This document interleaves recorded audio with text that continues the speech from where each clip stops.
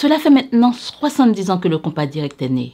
En 1955, Neumont Jean-Baptiste lançait un rythme nouveau, audacieux, qui allait changer à jamais la musique haïtienne. Cela n'a pas été un parcours sans difficulté. Le créateur du compas a affronté critiques et opposition, mais c'était mal connaître Neumont Jean-Baptiste.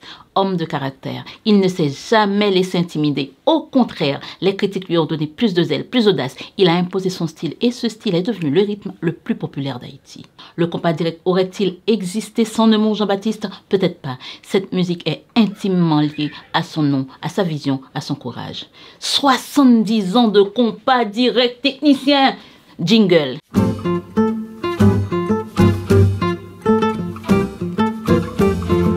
L'histoire du compas a été racontée tellement de fois que ce n'est pas une révélation qu'on vient vous faire. Non, nous venons vous rappeler tout simplement que ce rythme a une histoire et dans toute histoire, il y a des légendes. Et justement, c'est ce qui rend la chose plus grandiose. L'histoire du compas n'en est pas épargnée, bien au contraire. La première légende est la date de sa création. Le 26 juillet 1955 est souvent cité comme jour de naissance du compas. Question, est-ce que ce jour du 26 juillet est réellement la date de la création du compas? Bien sûr que non. En vérité, ce jour-là marque surtout la première grande représentation publique du rythme sur la place Sainte-Anne, à Port-au-Prince. Neumont Jean-Baptiste lui-même dit qu'il faut retenir la date de 1955 avec la création du Conjunto. Puis il parle aussi de 1958, date de la création de son autre groupe, Ensemble Neumont Jean-Baptiste. Bon, le compas direct est né en 55, 58 ou à une autre date? On se colle à la date du père du compas. S'il dit que c'est 55, c'est 55 et puis période. Qu'est-ce qui s'est réellement passé à cette date pour que Neumont Jean-Baptiste la considère comme la date de naissance du compas? Comme je l'ai dit plus haut, le 26 juillet 1955, jour de la Sainte-Anne, Neumont Jean-Baptiste débarque sur la place Sainte-Anne avec ses musiciens et joue son rythme pour la première fois en public. Il ne doute pas un instant que le public dansera sur son rythme. Et il avait raison, ce jour-là, tout le monde allait danser sur son rythme. Et depuis, on ne cesse de danser du compas direct. Depuis ce jour, des dizaines, voire des centaines de groupes de compas direct ont vu le jour. Certains n'ont duré qu'un album. D'autres ont porté ce style aux quatre coins du monde. Neumont Jean-Baptiste fait place aux jeunes musiciens en leur donnant la chance de monter sur scène à ses côtés. Sur scène, ces jeunes font l'ouverture, c'est-à-dire ils jouent d'abord avant de laisser place au Big Boss.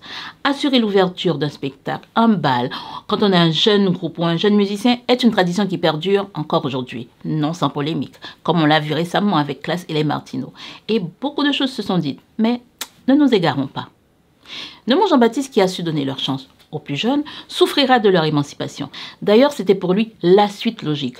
En même temps que les jeunes groupes prenaient de l'espace, les années passant, le compas a non seulement pris de l'âge, mais il a eu comme des ramifications. Donc, après les mini-jazz dans les années 70, dans les années 80, fin 80-90, ce sera la branche compas digital. Mais avant ça, il y a le compas roussi avec le Tropicana, le compas mamba avec coupé cloué, même si le style de coupé cloué est plutôt grain Sewell que compas direct. Plus près de nous, après le digital, on aura le compas love. On attend le prochain qualificatif du compas avec la prochaine génération de musiciens. Mais que disait Neumont Jean-Baptiste sur le sujet? Je suis satisfait de gens qui jouent là. Ils ont respecté le compas direct là parce qu'ils n'ont pas changé un de là. Bon, on a toujours marché. Basse a marché. Pim, pim, pim, pim, pim, pim. Alors, on seul il a ajouté. Il a ajouté batterie à grosse caisse qui marchait. Moi, je ne sais pas de marcher grosse caisse. Moi, je ne marcher avec timbales. Et timbal, je ne sais pas dans un petit cloche. Si le compas fête ses 70 ans, c'est parce qu'il a survécu à bien des tempêtes. Dans les années 80, le zouk mené par Kassav a failli le détrôner.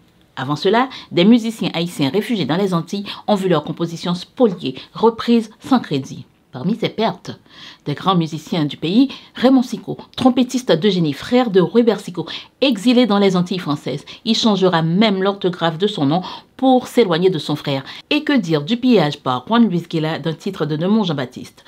Heureusement que le musicien de Tabokombo, Capi, a découvert cela un jour par hasard. Il a alerté le fils de Neumont Jean-Baptiste qui a intenté un procès contre Juan Luis Guilla et il a gagné. Capi nous a raconté tout cela dans un entretien passionnant qu'il nous a accordé en février dernier que vous pouvez retrouver sur notre site. Avant de conquérir le monde, le compas devait convaincre les Haïtiens. Nemours, voyant l'influence croissante de rythmes étrangers comme la salsa ou le merengue, se donne pour mission d'offrir à Haïti son propre rythme. Cette démarche fera naître quelques polémiques qui persistent encore aujourd'hui, au point où on met littéralement en face des rythmes traditionnels et le rythme du père du compas direct. Grave erreur, puisque l'un ne dépend pas de l'autre. L'histoire raconte aussi que la nouvelle direction du clan de Nemours Jean-Baptiste survient à la suite de quelques trahisons du côté de certains musiciens. Petit rappel, le premier groupe dans lequel va faire partie Nemours Jean-Baptiste est l'orchestre Anacaona.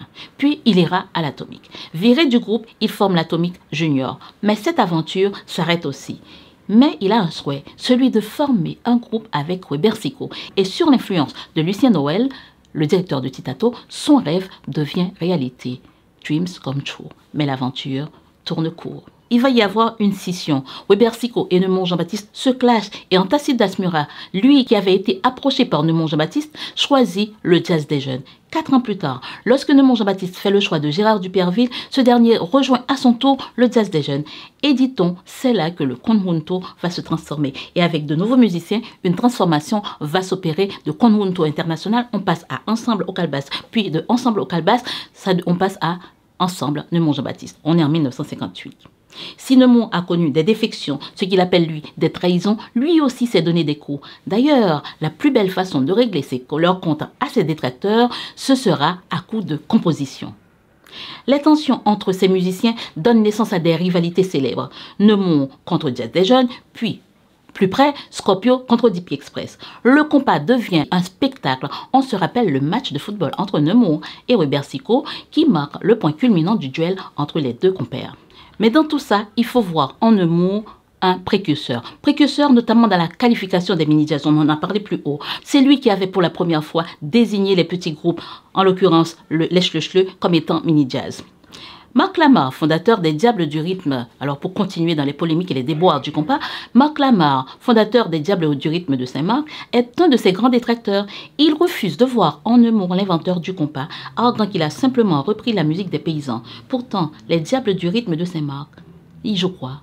Ils jouent bel et bien du compas direct. Il n'y a pas 150 rythmes, il y a le compas et c'est tout. Je sais, c'est un peu beaucoup chauvin ce que je viens de dire. Mais tout ça pour souligner que le compas direct, malgré des luttes internes, c'est-à-dire les désaccords entre musiciens, les pillages de ses compositions et autres, le compas a su conquérir le cœur d'un public international.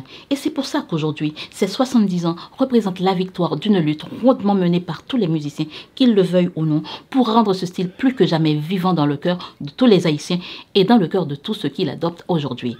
Car ça fait bien longtemps que le compas direct n'est plus seulement l'enfant chéri de Nemours Jean-Baptiste, l'un des plus grands artistes du pays. Mais n'oublions jamais que sans les autres talentueux musiciens qui l'accompagnaient, Nemours Jean-Baptiste ne serait pas cette légende aujourd'hui, ni le compas direct, cette fierté nationale.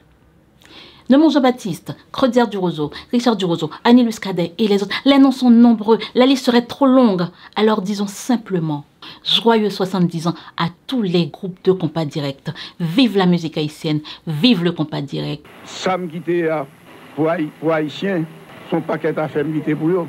Et me content tout, moi, comprendre, ça me fait pour eux.